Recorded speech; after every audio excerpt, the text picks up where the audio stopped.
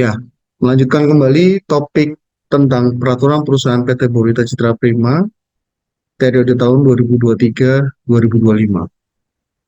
Jika sebelumnya kita sudah membahas mengenai sanksi, mengenai surat peringatan, nah selanjutnya kita akan masuk pada topik pembahasan mengenai pemutusan hubungan kerja, di mana di Undang-Undang Cipta Kerja yang baru ada mekanisme sanksi berupa pemutusan hubungan kerja jika karyawan melakukan kesalahan berat atau kesalahan mendesak.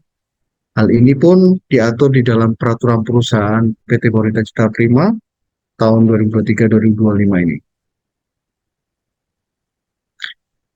PHK karena alasan mendesak diatur di pasal 38 ayat 4, di mana PHK atau pemutusan hubungan kerja karena alasan mendesak dapat terjadi apabila karyawan melakukan pelanggaran atas peraturan sebagai berikut. Pertama adalah karyawan dilarang melakukan perbuatan dan atau tindakan untuk menguntungkan dirinya sendiri atau orang lain secara melawan hukum yang menimbulkan kerugian bagi perusahaan. Ya, jadi ini perilaku-perilaku koruptif gitu ya, untuk menguntungkan dirinya sendiri atau orang lain secara melawan hukum yang dapat menimbulkan kerugian bagi perusahaan. Kemudian karyawan dilarang melakukan perbuatan dan atau tindakan terhadap barang-barang atau uang milik perusahaan, tamu, pelanggan, sesama karyawan, relasi perusahaan, atau yang bukan miliknya untuk kepentingannya sendiri sehingga berakibat merugikan perusahaan. Ini juga termasuk pelanggaran yang jika dilakukan, karyawan dapat dilakukan pemutusan hubungan kerja. 3. Karyawan dilarang membuat laporan yang tidak benar mengenai penjualan barang, order fiktif, ya, mengada-adakan order, padahal toko tidak order gitu ya. Kemudian mengirimkan barang ke toko yang tidak sesuai dengan alamat di faktur, ya, atau melakukan pecah nota. Itu di Borwita termasuk pelanggaran yang sangat berat dan dapat dikenai sanksi berupa pemutusan hubungan kerja karena alasan mendesak. Keempat, karyawan dilarang dengan sengaja atau karena kelalaiannya mengirimkan barang yang tidak sesuai dengan nota dan atau mewakilkan pengiriman barang tersebut kepada pihak lain dengan alasan apapun juga. Ya, jadi ketika delivery mendapat tugas, atau karyawan mendapat tugas untuk mengirimkan barang, namun tidak sesuai nota, dan atau mewakilkan pengiriman barang tersebut ke pihak lain dengan alasan apapun juga, itu juga termasuk salah satu pelanggaran yang sangat berat. Dan dalam PP itu dapat dikenai sanksi berupa pemutusan hubungan kerja karena alasan mendesak. Kemudian hal lain yang juga menjadi pelanggaran dan dapat disanksi PHK karena alasan mendesak adalah karyawan dilarang memberikan keterangan atau laporan yang tidak benar, baik secara lisan maupun tulisan, termasuk dengan cara memanipulasi data dan atau tanda tangan di dalam dokumen-dokumen, surat-surat, dan atau formulir-formulir resmi perusahaan. Ya, jadi pemalsuan dokumen, pemalsuan tulisan, pemalsuan tanda tangan, pemalsuan data, ya, ataupun memberikan keterangan-keterangan lisan, keterangan-keterangan tulisan yang tidak benar, ya, atau kesaksian palsu, itu juga dapat diberikan sanksi berupa pemutusan hubungan kerja karena alasan mendesak. Berikutnya, karyawan dilarang mabuk, minum minuman keras yang memabukkan, madat, memakai atau mengedarkan atau membuat atau menyalahgunakan obat-obat terlarang atau narkotika atau menjadi pengguna atau pecandu obat-obat terlarang atau narkotika di lingkungan kerja. Ini juga merupakan pelanggaran berat yang dapat diberikan sanksi berupa pemutusan hubungan kerja karena alasan mendesak. Karyawan dilarang menyerang, mengintimidasi, menganiaya, atau mengancam teman sekerja, perusahaan, manajemen, relasi perusahaan, atasan karyawan, di lingkungan kerja maupun di luar tempat kerja yang masih dalam kaitannya dengan pekerjaan secara langsung. Ya, jadi segala bentuk Penyerangan, intimidasi, penganiayaan, ancaman itu juga termasuk pelanggaran yang sifatnya berat dan dapat disanksi dengan pemutusan hubungan kerja karena alasan mendesak. Kemudian selanjutnya pelanggaran berat yang dapat di PHK karena alasan mendesak adalah karyawan dilarang membujuk teman sekerja, atasan karyawan, manajemen perusahaan, atau pengusaha untuk melakukan perbuatan yang bertentangan dengan hukum, kesusilaan, isu sara, dan atau termasuk demonstrasi yang tidak sesuai dengan peraturan perundang-undangan yang berlaku. Ya, dari segala macam bujukan atau tipu daya gitu ya, untuk melakukan perbuatan yang bertentangan dengan hukum, kesusilaan, isu sara, dan atau demonstrasi yang tidak sesuai dengan undang-undang, itu juga termasuk dalam pelanggaran yang dapat disanksi PHK karena alasan mendesak. Pelanggaran lainnya, karyawan dilarang dengan sengaja menghalangi atau menghambat kegiatan operasional perusahaan. Ya, ini juga dapat dikategorikan pelanggaran yang berat gitu ya, karena resiko bisnisnya cukup besar dan dapat diberikan sanksi PHK karena alasan mendesak. Selanjutnya, karyawan dilarang membongkar atau membocorkan rahasia perusahaan, termasuk di dalamnya terkait dengan hak atas kekayaan intelektual, hak cipta, desain industri, merek, sistem, prosedur perusahaan, data-data perusahaan yang konfidensial maupun data-data perusahaan secara yang kita jaga dan kita larang untuk beredar gitu ya. Dokumen-dokumen, surat-surat, akta-akta, dan atau persaingan usaha dengan berdasarkan peraturan perundang-undangan yang berlaku. Jika hal ini dilakukan, maka karyawan dapat disanksi berupa PHK karena alasan mendesak. Berikutnya, karyawan dilarang berbuat asusila dan melanggar norma kesusilaan di dalam wilayah perusahaan. Termasuk di dalamnya, karyawan juga dilarang melakukan pelecehan seksual. Ya, karena ini termasuk pelanggaran berat yang dapat disanksi PHK karena alasan mendesak. Berikutnya, pelanggaran yang juga dapat disanksi dengan PHK karena alasan mendesak adalah karyawan dilarang menyalahgunakan jabatan untuk kepentingan pribadi dengan berbagai cara, termasuk menawarkan atau menerima suap atau gratifikasi atau dalam bentuk atau cara apapun. Itu termasuk pelanggaran yang berat dan dapat disanksi berupa PHK karena alasan mendesak.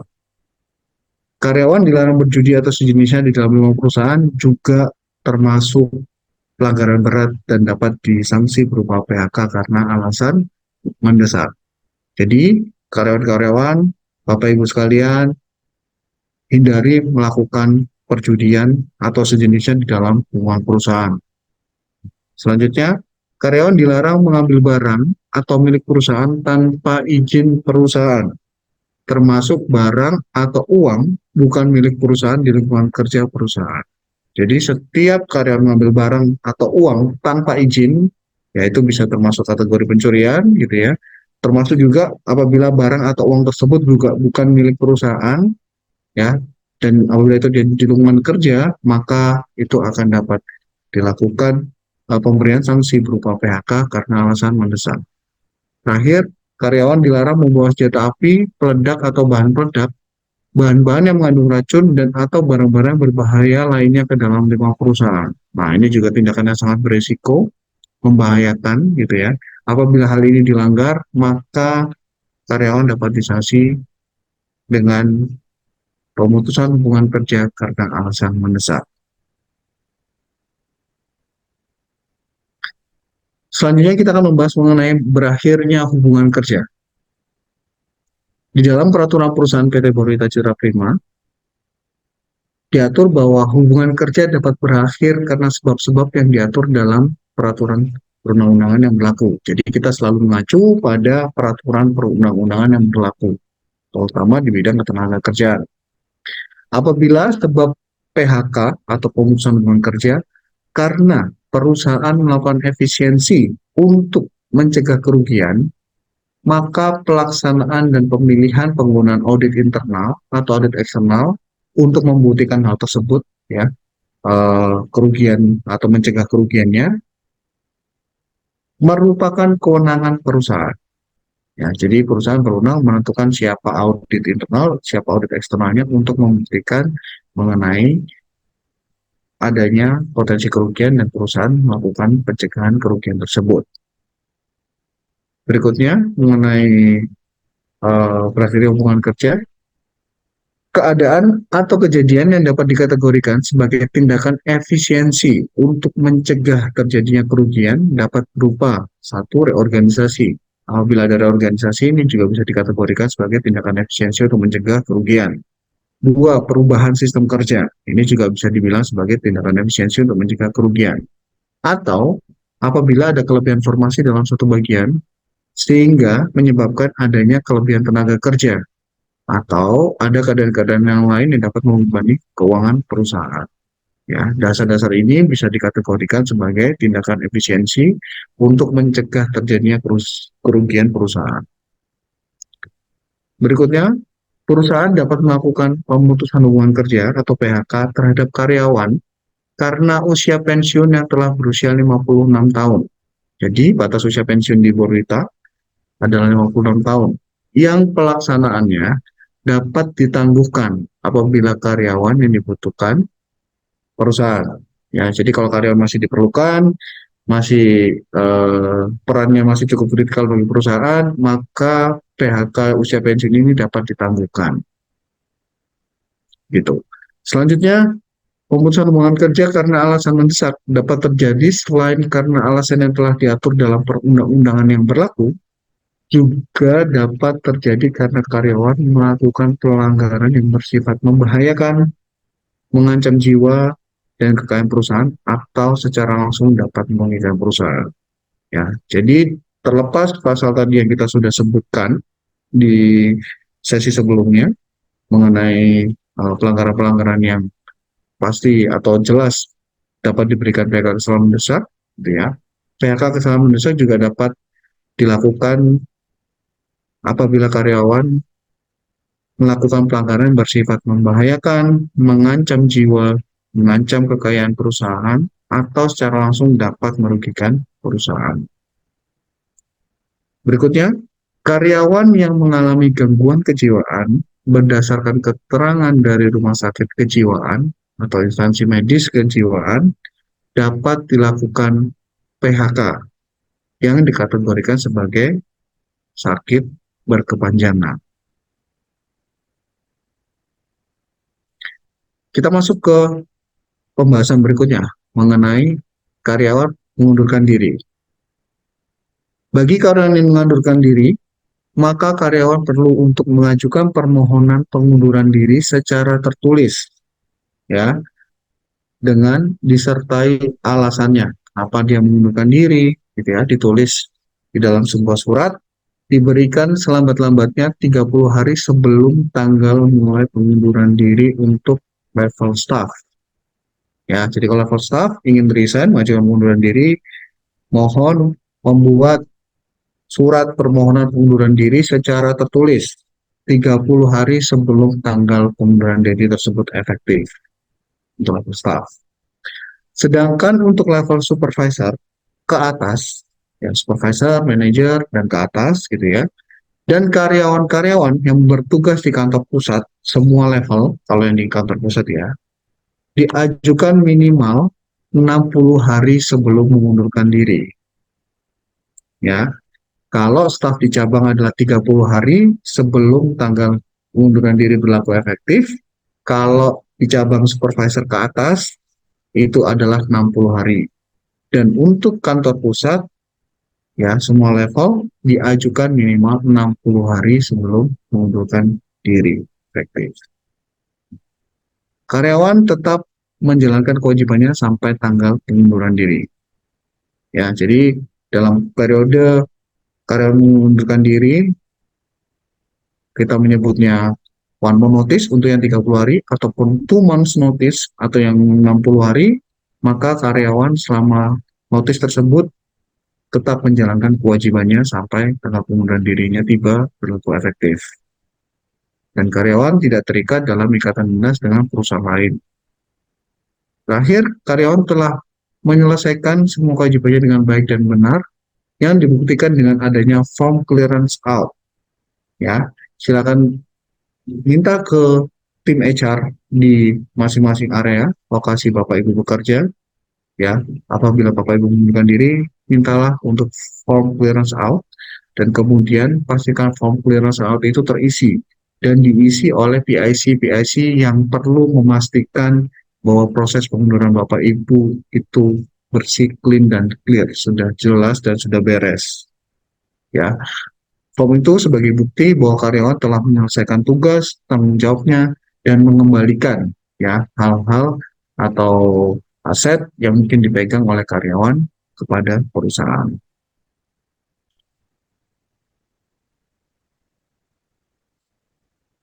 Topik berikutnya yaitu mengenai mangkir. Ya, mangkir ini adalah situasi yang sering sekali kita hadapi ya dalam pekerjaan, baik di cabang maupun di pusat. Apa itu mangkir? Sebagaimana pasal 36 huruf C PP 35 2021 yang diatur oleh pemerintah, maupun pasal 43 Peraturan Perusahaan PT Borita Citra Prima, ya. Borita mendefinisikan mangkir sebagai karyawan yang tidak masuk kerja tanpa pemberitahuan yang sah. Saya ulangi, karyawan tidak masuk kerja tanpa pemberitahuan yang sah, maka akan dinyatakan mangkir kerja atau ALPA. Apabila karyawan mangkir kerja atau ALPA dalam waktu 5 hari kerja berturut-turut dan telah dipanggil oleh perusahaan 2 kali secara patut dan tertulis, tetapi karyawan tidak dapat memberikan keterangan tertulis yang dilengkapi dengan bukti yang sah, maka karyawan dapat diputuskan hubungan kerjanya. Ya, jadi hati-hati Bapak Ibu, apabila Bapak Ibu tidak hadir kerja 5 hari berturut-turut, nanti akan dipanggil 2 kali oleh perusahaan selama periode tersebut, tapi Bapak Ibu atau karyawan tidak memberikan respon, tidak memberikan keterangan tertulis, ya, harus tertulis, dilengkapi bukti yang sah, maka perusahaan dapat melakukan pemutusan hubungan kerja. Di ayat berikutnya, karyawan tidak masuk kerja sebagaimana dimaksud ayat 2 karena melakukan mogok kerja yang tidak sah.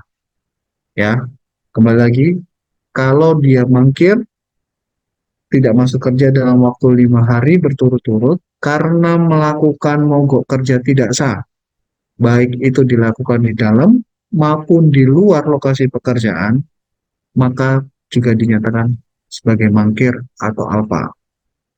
Dan apabila telah dipanggil oleh perusahaan 2 kali berturut-turut dalam tenggang waktu 7 hari, maka karyawan dapat diputuskan hubungan kerjanya.